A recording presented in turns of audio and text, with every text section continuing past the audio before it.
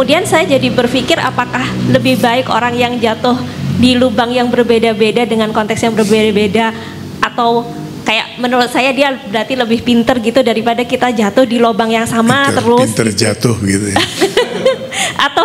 atau kayak di lubang yang sama tapi dia nggak terlalu dalam, atau emang sebagai manusia itu nggak bisa ya kalau nggak harus jatuh, atau itu saya merasa sendiri itu ya. Terus yang kedua dari cerita ini tadi, saya nggak tahu ini saya jadi kayak egois atau gimana. Saya sebenarnya ketika si RDM merasa bahwa wah ini aku yang membuat perseteruan nih, kayaknya KS aku mau ini. Itu di satu sisi saya sebenarnya setuju sama RDM, karena menurut saya KS ini kan jadi cemburu sama si RDM terus rusak nih semua.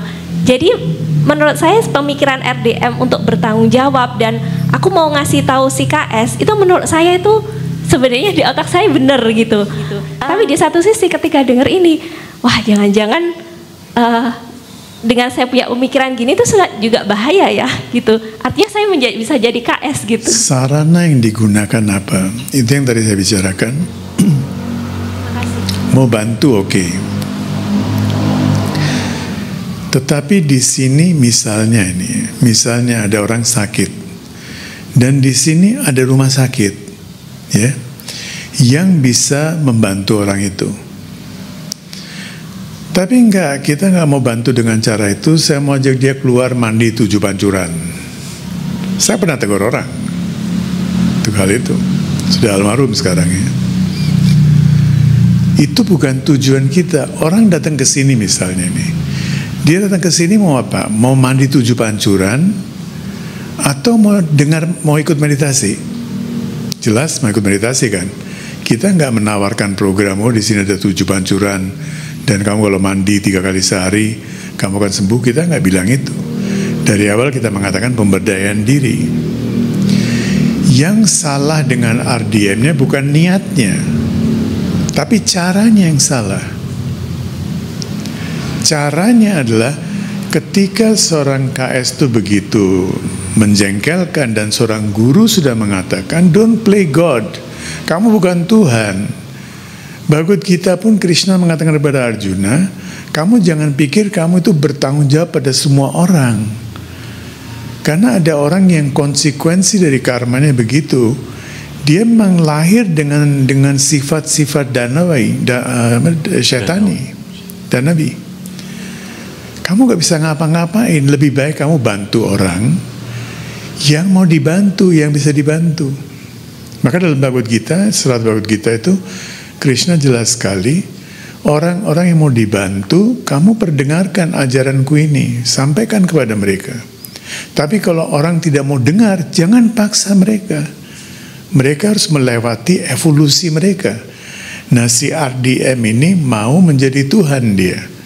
Seolah-olah saya bisa bantu dia dengan segala cara. Padahal masalahnya bukan itu. Masalah yang cerita ini tadinya panjang, cuma saya harus edit juga. Walaupun ya kalau kalian bisa baca di in between the lines, kalian tahu siapa RDM, kalian tahu siapa gurunya dan sebagainya. Cerita itu panjang. Dan di situ kita melihat bahwa ada ego yang muncul dari diri RDM-nya. Saya bisa bantu. Ketika ego ini muncul dan dia mulai mendekati KS dengan ego itu, KS justru memanfaatkan egonya itu untuk menarik dia ke bawah. Nah, pertanyaan yang tadi yang awal, walaupun bukan pertanyaan tapi semacam pernyataan tadi, kita tidak menjadi lebih pintar dengan jatuh bangun terus ya. Karena jatuh bangun seperti yang saya jelaskan tadi hanya terjadi pada level sampai intelek. Dan intelek kita ini berubah terus, pikiran kita berubah terus, badan kita sedang berubah. Sekarang saya lagi duduk begini aja, saya nggak ngapa-ngapain, setiap sel dalam tubuh saya sedang menua. Setiap sel dalam tubuh kalian sedang menua. Kita nggak ngapain, kita duduk diam aja, nggak usah kerja, nggak usah apa. Kita nggak bisa hentikan proses penuaan itu. Kita sedang menua setiap sel. Jadi jatuh bangun itu terjadi di situ. Fisik bisa jatuh karena makanan, seks yang tidak teratur apa gimana, semuanya bisa jatuh. Napas, prana, life force ya, intelek kita bisa naik turun, semuanya bisa jatuh. Tapi ketika kita masuk ke dalam Anandamaya Kosha, tidak bisa jatuh. Nah sekarang persoalannya begini, yang kita harus jelas sekali, seperti dalam Bhagavad Gita juga ditulis jelas sekali. Ada 4 macam orang, saya lupa yang datang kepadaku ya. Ada 4 macam, kalau nggak salah 4 macam ya. Yang satu karena sakit, dia sakit datang ke tempatku, dan dia cuma butuh kesehatan. Jadi jangan dibingungkan dengan macam-macam cerita-cerita yang macam-macam. Dia nggak butuh semuanya itu, belum butuh, belum waktunya. Ada orang yang sedang menderita apa begitu karena penderitaan lain, lagi berduka, emosinya atau apanya. Mereka punya masalah yang lain. Ada orang yang sedang mencari kebenaran. Nah ini orang kamu boleh melayani. Dan ada orang yang sungguh-sungguh yang betul-betul jigyasu, betul-betul dia ingin mendapatkan, bukan cuma sekedar mencari, bukan sekedar mengetahui. Gyani, bukan gyani. Gyani itu yang ingin tahu ya. Tapi dia ingin mencapai. Kalau Tuhan tuh ada, kenapa saya nggak bisa lihat? Saya mau lihat. Dan seperti Buddha, setelah 6 tahun dia bermeditasi keliling ke sana sini nggak berhasil juga. Terakhir dia duduk di bawah pohon Bodhi itu, pohon semacam beringin, dan dia bersumpah pada dirinya sendiri, sekarang kalau saya tidak menemukan kebenaran, saya tidak akan bangun. Mati ya mati. Dan memang badannya udah kurus sekali, tinggal tulang belulang karena dia sudah nggak makan berhari-hari. Dan satu dia mencapai pencerahan. Nah, kita datang ke tempat-tempat seperti ini, bukan cuma tempat ini, tempat-tempat seperti ini, tujuannya apa? Ini penting sekali. Kalau kita pergi ke rumah sakit mau apa? Mau cari kesehatan kan? Saya kan sangat jengkel sekali kalau di rumah sakit ada seorang pendakwa atau apa datang dan dia memberikan saya dakwah, kamu begini, kamu gitu. Saya kan jengkel, saya lagi cari sehat, bukan semuanya itu saya udah tahu kok. Nah, tujuan kita ini apa? Kalau tujuan kita cuma kesehatan, oke, dan kesehatan aja, sehat dulu deh, sehat dulu. Setelah itu kita baru review lagi, saya maunya apa sih dalam hidup ini. Kalau tujuan kita mau keluar dari stresnya dulu diatasi. Kalau tujuan kita cuma mau cari tahu, gyani, bhakta, mau cari tahu kebenaran, bisa baca buku, bisa apa, cari tahu. Tapi ketika tujuan kita menjadi seeker, jigyasu, saya ingin mencapai, saya tidak puas dengan apa yang saya baca, saya ingin mencapai kebenaran itu. Ketika tujuan kita adalah keinginan untuk mencapai kebenaran itu, maka ceritanya beda sama sekali. Kelemahannya RDM adalah tujuan dia itu bukan 1, 2, 3 tadi itu. Tujuan dia dari awal adalah yang keempat, mau menyatu, makanya dia nggak mau tinggalkan gurunya. Saya di sini, saya kemanapun kau pergi, sang guru mengatakan di situ, saya nggak tulis di situ, dan saya pernah tulis itu di dalam buku kehidupan, dalam buku pertama, dia bilang ya, bahwa kakiku akan berdarah-darah, dan kalau kamu bersedia untuk berjalan bersama saya, kakimu akan berdarah-darah juga, dan saya tidak akan menoleh ke belakang dan memanjakan kamu dan mengatakan kepada kamu, wasa kasihan sekali kakimu berdarah-darah, karena saya sendiri juga lagi berdarah-darah. Jadi tujuan kita apa? Ini yang penting sekali. Kalau tujuan kita adalah menjadi satu dengan kebenaran, RDM di situ. Jadi mungkin cerita RDM ini nggak akan masuk akal kalau tujuan dia datang ke guru itu cuma untuk sehat, untuk mau damai, tidak stres dan sebagainya. Kenapa Rama membiarkan Sita, bahkan Rama sendiri yang menjalani permintaan Sita, dan juga dalam kasus RDM ini walaupun mungkin sudah diperingatkan juga oleh sang master, tetapi si sang RDM ini tetap akhirnya jatuh juga. Ya, kami mungkin juga menyadari mungkin sulit juga bagi seorang master untuk selalu memberikan peringatan di mana mungkin sudah ada penolakan. Apakah mungkin seperti itu, Guruji? Dan juga tentang sita yang tergoda dengan kidang kencana. Demikian, Guruji. Terima kasih, Pranam. Yes, itu yang saya pernah sampaikan tadi atau kapan, bahwa seorang guru itu nggak pernah memaksa. Seorang guru membuka diri untuk mengadakan dialog. Jadi dia bukan seperti seorang yang mengajarkan kepercayaan tertentu atau gimana ya, bahwa one way, pokoknya ini dari sananya udah begini, kamu tinggal ikutin aja, ini yang benar, ini yang nggak benar. Tapi seorang guru, kalau kita melihat Bhagavad Gita itu yang dianggap intisari dari Upanishad adalah intisari dari Veda ya, itu dialog. Arjuna tanya, Krishna menjawab. Apa yang dia tanya dijawab. Kalau dia nggak tanya, dia nggak akan jawab. Jadi dialog itu hanya bisa terjadi dengan seorang Sadguru, dengan seorang guru sejati. Kalau enggak, one way. Kalau kamu nggak ikutin, kamu gini, masuk neraka. Kamu ikutin, masuk surga.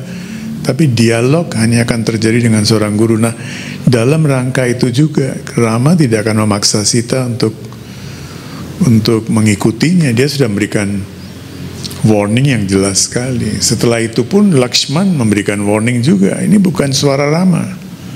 Saya kenal suara kakak saya. Dia nggak mungkin teriak-teriak minta bantuan. Setelah itu pun disuruh pergi. Tetap aja dia bikin lingkaran. Jangan keluar dari lingkaran. Tetap aja keluar ceritanya. Jadi warning itu dan pencegahan terjadi berlapis-lapis. Pertama Rama yang pergi, kedua Lakshman pergi. Sebelum pergi udah diberikan lingkaran. Ravana nggak bisa masuk melewati lingkaran itu. Tetap aja kalau Sita mau, cannot do anything.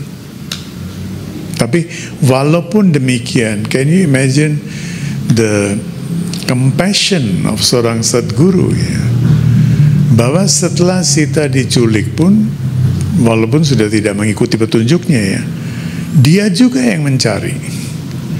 Dia juga yang mencari sampai ketemu. Ini kan buku sudah lengkap Guruji bikin. Tadi Guruji bilang pikiran ini sifatnya suka berubah. Ya kan, program kita tuh banyak, gak pernah berhenti malah. Sebenarnya kan itu dalam rangka itu Guruji. Tapi meskipun itu sudah ada semuanya, kasus KS sama RDM ini bisa terjadi. Kan kita berpikir, waduh ini berarti tragedi nih. Setiap waktu bisa juga terjadi ke saya atau gimana gitu. Jadi timbul pikiran gitu tadi Guruji. Jadi apalagi nih, gimana lagi nih? Gitu. Belum berguru. KS ini sejak awal tidak berguru dia sebetulnya. Nah ini yang menjadi persoalan utama. Jadi KS ini lebih senior di antara sekian banyak murid, dia lebih senior. Tapi dia tidak punya jiwa, tidak punya semangat untuk berguru. Yang punya semangat berguru itu RDM. Sehingga yang ditetapkan sebagai penerusnya adalah RDM. Banyak sekali, setidaknya ada belasan murid lain ya. Kenapa RDM yang di dalam satu masyarakat di mana perempuan itu kelasnya agak rendah ya? Kenapa dia harus milih seorang RDM? Karena sang guru melihat kemampuannya RDM. Tapi ketika RDM ini, misalnya sekarang aja dalam konteks kita misalnya ya, ada seorang perempuan yang saya anggap oke, ini bisa jadi penerus saya ya, mungkin dia akan mengalami sedikit penolakan. Mungkin ada orang lebih senior, mungkin ada orang yang merasa saya lebih hebat ya, menimbulkan suatu jealousy. Dan ketika jealousy ini membara Maka terciptalah seorang KS. Dengan cara apapun, saya harus mengambil alih. Entah itu dengan cara merayu RDM atau menyebabkan Brahmahatiya, dosa yang paling tinggi. RDM itu tidak akan pernah mati kalau dia tidak membunuh diri. Dia bunuh diri itu ketika Atma menolak. Atma menolak bahwa ini tujuan hidup saya itu nggak tercapai dengan cara begini. Mungkin RDM sendiri waktu itu terjadi, dia nggak sadar. Karena dikelilingi oleh seorang atau beberapa orang seperti KS yang memberikan umpan kepada rasa takutnya. Kamu tidak akan diterima, kamu nggak bisa melakukan tugasnya guru, kamu nggak bisa ini, kamu nggak bisa begitu, kamu belum waktunya, dengan cara macam-macam, dengan cara rayuan, dengan cara macam-macam. Dia bisa kutip seorang guru begini.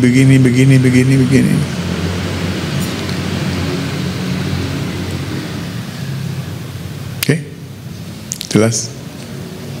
Nimit matra. Kalau kita cuma ingat itu saja, nimit matra, dan kita percaya pada kebijakan seorang guru, dan itu yang saya sayangkan di Indonesia tidak terjadi adalah lineage-nya. Ketika saya bicara, bukan saya yang bicara, tapi guru saya yang bicara. Ketika beliau bicara, bukan beliau yang bicara, tapi gurunya yang bicara. Jadi ada lineage yang mengantar kita ke yang maha kuasa, Fanafi Mursyid, Fanafi Allah. Kalau untuk orang biasa, biasanya Fanafi Mursyid, Fanafi Rasul, Fanafi Allah. Tapi untuk para sufi tertentu, Fanafi Mursyid, Fanafi Allah. Nah, itu yang tidak terjadi. Kita merasa nggak perlu fana. Saya punya pengetahuan, saya punya ini, saya punya itu.